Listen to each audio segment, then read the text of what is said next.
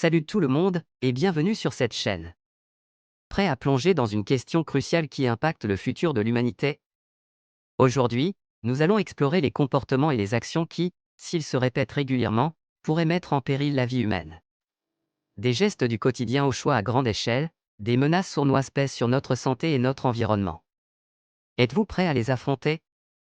Préparez-vous pour une discussion instructive et percutante sur la manière d'éviter ces risques et de promouvoir un mode de vie plus sûr et plus durable. Alors attachez vos ceintures car vous allez découvrir des vérités troublantes mais aussi des solutions inspirantes.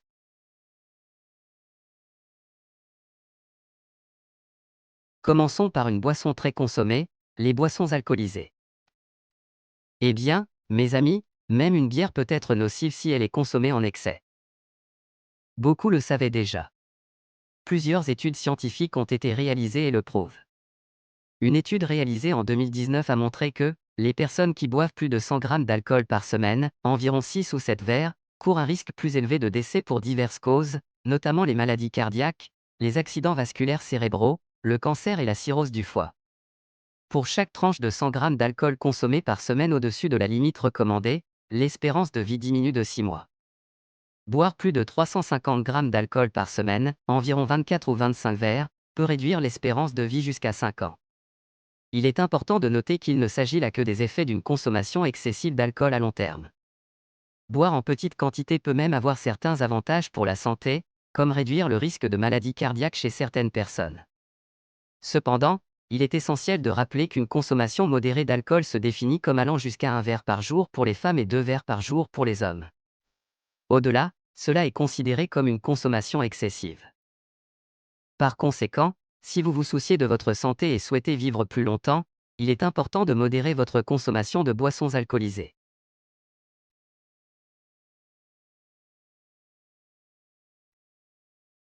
Pas besoin de s'inquiéter. À ce jour, aucune recherche scientifique ne prouve qu'une utilisation excessive du téléphone portable peut en soi entraîner la mort.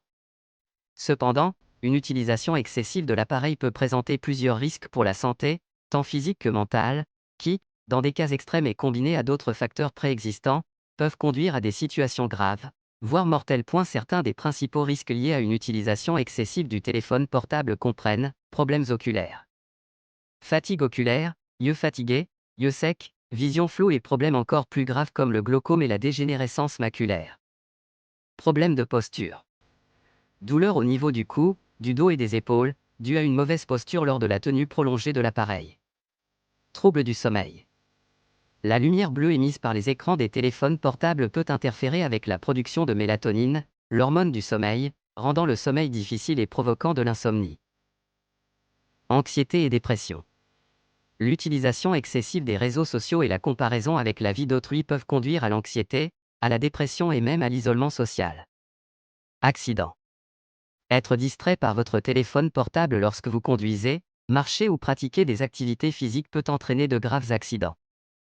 Pneumophobie. La peur irrationnelle de se retrouver sans son téléphone cellulaire peut causer divers problèmes psychologiques, comme le stress, l'anxiété et même la panique. Il est important de rappeler que ces risques augmentent considérablement lorsque l'utilisation du téléphone portable devient excessive. Il est donc essentiel d'avoir une consommation consciente et équilibrée de l'appareil, en définissant des horaires d'utilisation et en évitant qu'il n'interfère avec vos activités quotidiennes et votre sommeil.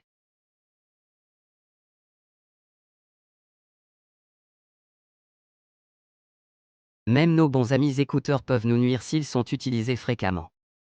Par exemple, la principale conséquence d'une utilisation excessive d'écouteurs est la perte auditive induite par le bruit, NIL.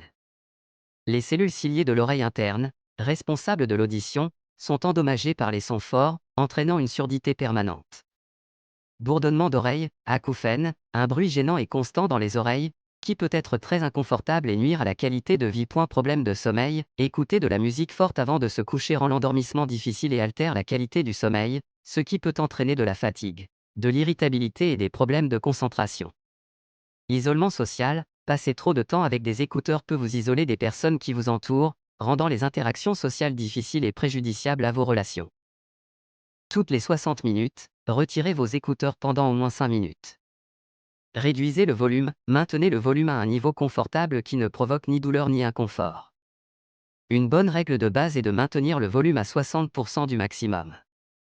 Utiliser des écouteurs de bonne qualité. Des écouteurs dotés d'une bonne isolation phonique vous permettent d'écouter votre musique à un volume plus faible, réduisant ainsi le risque de lésions auditives.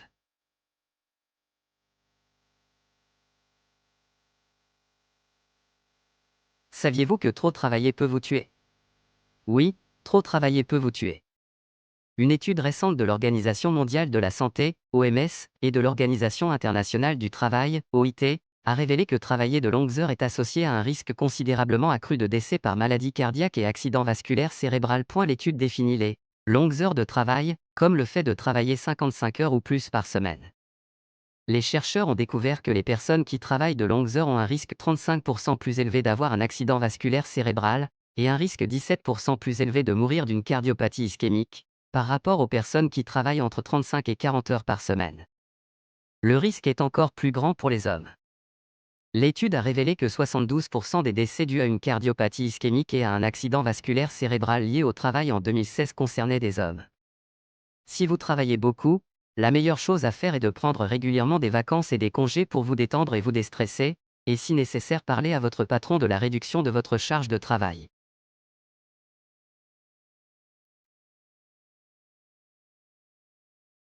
Un stress excessif ne tue pas directement, mais il contribue de manière significative à un risque accru de plusieurs maladies graves pouvant entraîner la mort.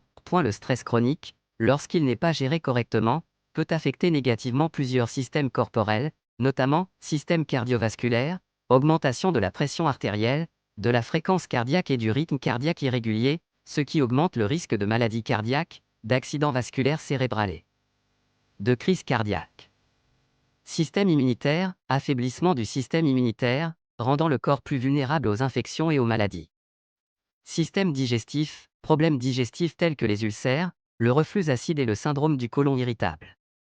Et santé mentale, risque accru de développer des troubles anxieux, une dépression et d'autres problèmes de santé mentale. Il est donc crucial de gérer efficacement le stress pour prévenir ces risques. Même notre vieux et bon ami le café n'échappe pas à cette liste. Bien que cela soit extrêmement rare, boire trop de café peut entraîner la mort. La quantité mortelle de caféine varie d'une personne à l'autre, mais en général, plus d'1 gramme, 1000 mg, consommé à la fois est considéré comme dangereux. Pour vous donner une idée, une tasse de café, 240 ml, de café infusé contient environ 95 mg de caféine. Autrement dit, il faudrait en consommer plus de 10 tasses d'un coup pour atteindre la dose mortelle pour la plupart des gens. Cependant, il est important de rappeler que la sensibilité à la caféine varie considérablement. Certaines personnes peuvent ressentir des effets négatifs même avec de petites doses, tandis que d'autres tolèrent sans problème des quantités plus importantes. Il existe d'autres facteurs qui peuvent augmenter le risque d'intoxication à la caféine, comme la grossesse, les problèmes de santé, l'utilisation de certains médicaments et la consommation d'autres substances stimulantes. Les principaux symptômes d'une intoxication à la caféine comprennent agitation et nervosité, insomnie, mal de tête, vertige, nausées et vomissements, augmentation de la fréquence cardiaque et de la pression artérielle, tremblements, saisies, arythmie cardiaque. Dans les cas graves, une intoxication à la caféine peut entraîner la mort.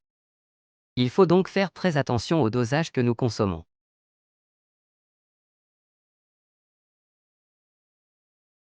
Même si beaucoup n'en tiennent pas compte, dormir trop peu a de graves conséquences sur la santé. Des études scientifiques montrent que la privation chronique de sommeil est associée à un risque accru de maladies cardiaques, telles que l'hypertension, les crises cardiaques et les accidents vasculaires cérébraux. Diabète de type 2, le manque de sommeil altère la production d'insuline par le corps. Obésité, un sommeil insuffisant interfère avec les hormones qui contrôlent l'appétit et le métabolisme. Certains types de cancers, comme celui du sein et du côlon. Problèmes du système immunitaire, rendant difficile la lutte contre les infections. Maladies mentales, telles que la dépression et l'anxiété. Accident, la somnolence augmente le risque d'erreur de jugement et de temps de réaction lent. Une étude italo-britannique a révélé que les personnes qui dorment moins de 6 heures par nuit courent un risque plus élevé de décès prématuré. Bien que le manque de sommeil ne provoque pas à lui seul la mort, ses effets négatifs sur la santé peuvent considérablement augmenter le risque de maladies graves pouvant être mortelles. La quantité idéale de sommeil varie selon l'âge, mais la plupart des adultes ont besoin de 7 à 9 heures de sommeil de qualité par nuit. Donnez la priorité à votre sommeil et vivez une vie plus longue et plus saine. Nous avons atteint la fin de notre vidéo. J'espère que vous avez apprécié. N'oubliez pas que nous ne jugeons personne dans cette vidéo, nous avons juste donné quelques conseils pour prolonger votre vie.